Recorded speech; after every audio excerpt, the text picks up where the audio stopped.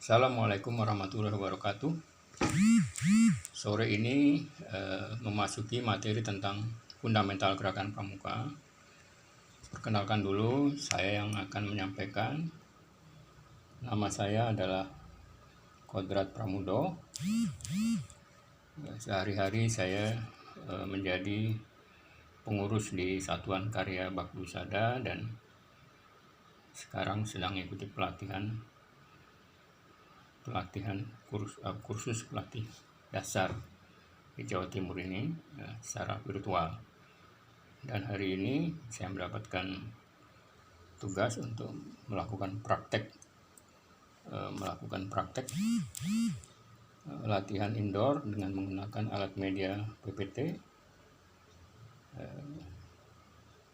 Kemudian saya coba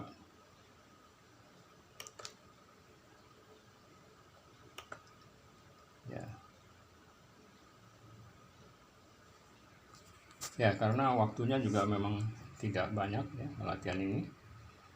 Saya menggunakan PPT fundamental gerakan pramuka. Saya didampingi oleh Kak Anang sebagai pelatih pendamping.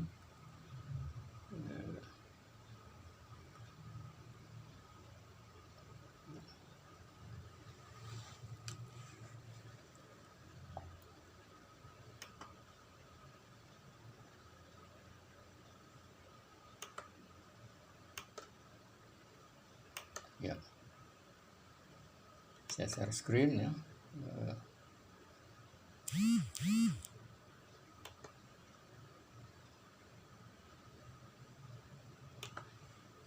Ya, perkenalan dulu ini. Nama saya tadi sudah Kodrat Pramudo. Saya biasa dipanggil dengan Pak Kodrat ya. Pengalaman pernah dulu peserta gudeg sampai tahun 80-an, kemudian 85 sampai 2016 saya aktif di SBH, jadi instruktur SBH, pimpinan SBH, ketua Wabigus ya. Kemudian 98 2018 saya pernah di Kuartir Nasional selaku PB Andalan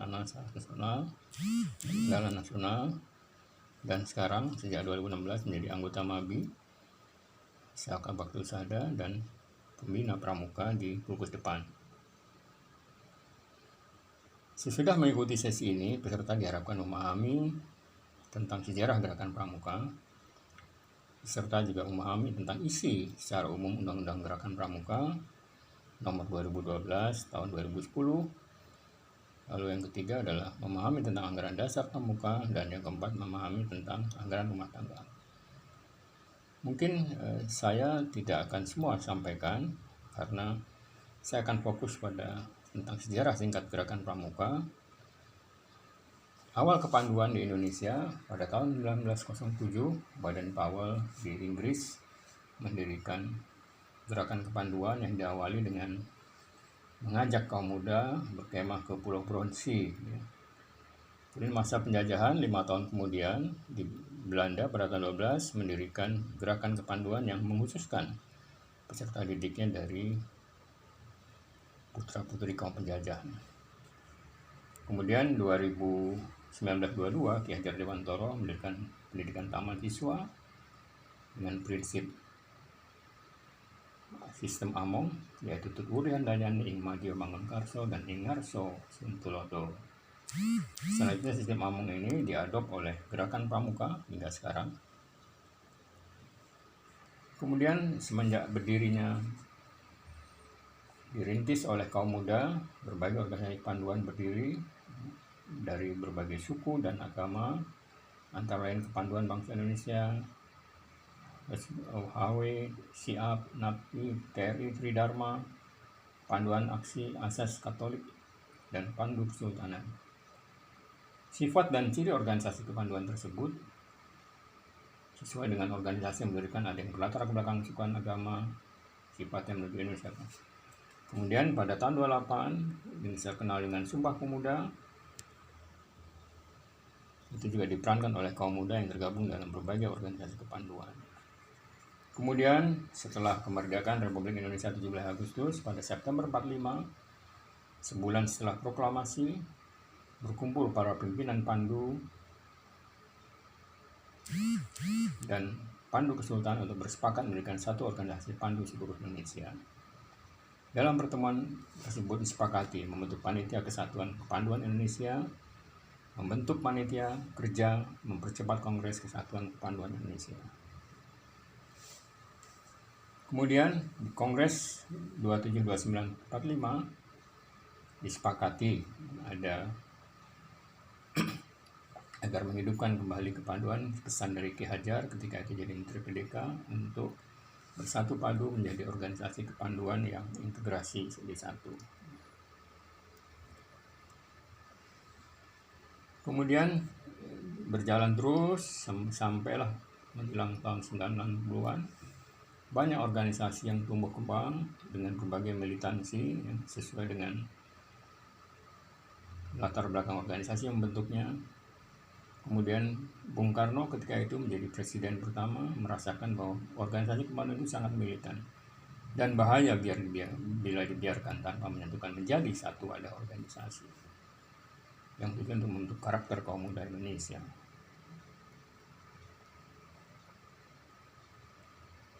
Kemudian pada tahun 19 November sampai 3 Desember 60, sidang MPR menetapkan dasar pendidikan kepanduan adalah Pancasila. Tentu perlu ditertibkan dalam sistem kepanduan. Pendidikan kepanduan diintensifkan, menyetujui rencana undang mendirikan pramuka. Kepanduan dibebaskan dari sisa badan paulisme. Kemudian tahun 1961 pada 9 Maret, Sri Sultan Hamengkubuwono IX dan Brigjen TNI Aziz Saleh melaporkan bahwa terdapat 60 organisasi kepanduan dan setuju untuk dipersatukan.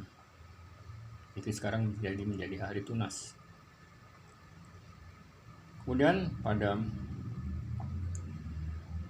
jam 10 malam pada hari tunas 9 Maret, Bung Karno mengumpulkan tokoh-tokoh Pandu dan menyatakan pentingnya persatuan dalam pendidikan. Membubarkan organisasi kepanduan untuk lebur menjadi gerakan pramuka. Kemudian dibentuk oleh 4 orang panitia, Sri Sultan Hamengkubuwono IX, Menteri PDK, Menteri Aziz Saleh, dan Menteri Ahmadi.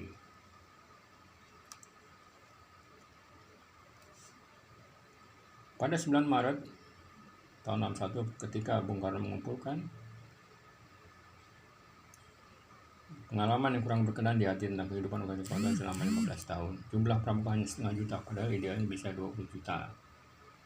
Kepanduan harus diperbaharui disesuaikan dengan pertumbuhan dan harapan bangsa serta ampera. Konsep persatuan sebagai dasar peleburan organisasi kepanduan.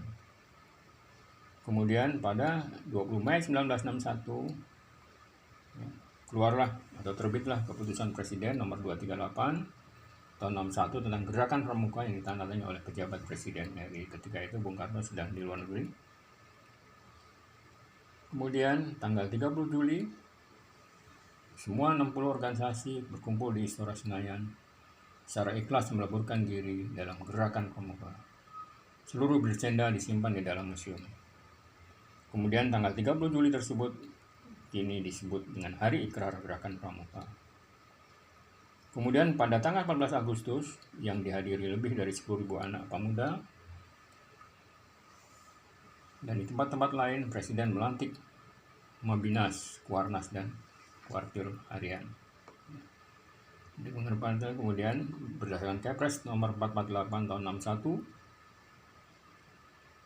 Presiden memberikan panji Gerakan Kepanduan Nasional Indonesia pada Gerakan Pramuka yang diterima oleh Ketua Kuarnas pertama Sri Sultan Hamengkubuwono IX.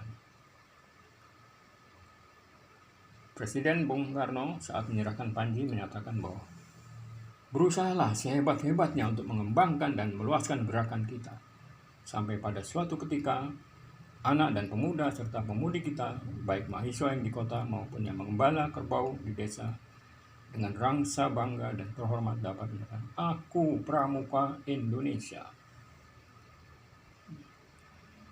Perjalanan panjang, kemudian masuklah kita mulai ada Undang-Undang 12 di tahun 2010 maksudnya.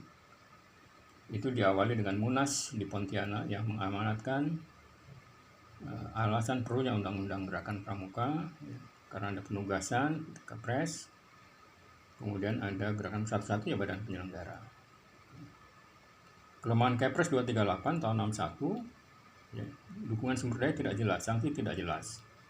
Kedudukan Kepres lemah karena bisa dicabut kalau presiden tidak setuju. Sehingga di dalam Munas Gerakan Pramuka yang ke-7 di Pontianak meminta supaya dikuatkan dengan memperkuat undang-undang. Kemudian tahun 2006 Presiden SBY merevitalisasi gerakan pramuka, mencanangkan revitalisasi pramuka. Kemudian melalui proses yang panjang, pada tanggal 26 Oktober disahkan Undang-Undang Gerakan disahkan dalam sidang paripurna DPR dan diteken oleh Presiden pada tanggal 24 November tahun 2010. Sehingga hierarki peraturan menjadi dasar kegiatan pramuka.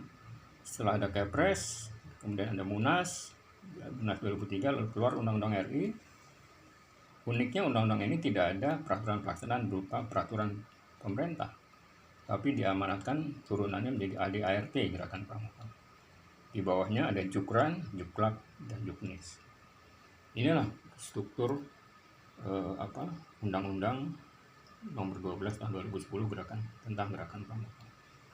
Ada 9 bab ya. Terdiri dari ada beberapa bisa dibaca kakak-kakak sekalian para peserta. Ya. Kemudian secara runut ini nanti bisa dibaca sendiri oleh kakak-kakak. Tapi yang penting ada proses tentang metode kependidikan pramukaan itu harus dipahami. Kemudian berdasarkan hasil Munas terakhir di Kendari tahun 2018 disahkan ADART yang baru sesuai amanat Munas, salah satu adalah mengesahkan ADART. Munas menyatakan anggaran dasar gerakan pramuka ada 12 bab dan 62 pasal. Nah, ini saya kira yang nanti kakak sendiri bisa dibaca untuk dipelajari lebih lanjut. Kemudian anggaran rumah tangga sebagai turunan anggaran dasar itu terdiri dari 11 bab dan 133 pasal. Nah, itu saya kira mungkin kakak inilah jadi Hari Pramuka juga sudah masuk di anggaran dasar dan anggaran rumah tangga, sehingga memang di fundamental gerakan pramuka itu adalah yang unik adalah Kepres tidak dicabut tapi diperkuat oleh undang-undang. Meskipun kita tahu bahwa undang-undang itu ada kelemahannya, tapi kekuatannya pun ada, namanya adalah gerakan pramuka. Ya saya kira itu yang penting ini adalah tugas pokok ya. Kakak harus memahami betul tentang tugas pokok tupoksi tentang gerakan pramuka. Gerakan pramuka sifatnya ini keterbukaan ya, ini juga. Kemudian yang penting juga yang ini adalah ini ada beberapa yang untuk organisasi pendukung juga harus dipahami oleh kakak ya. Kemudian ini kita juga ada SAKA yang cukup banyak. Kemudian ada badan kelengkapan kuartir ya, ada ya, ini yang penting ya, pembuaran gitu.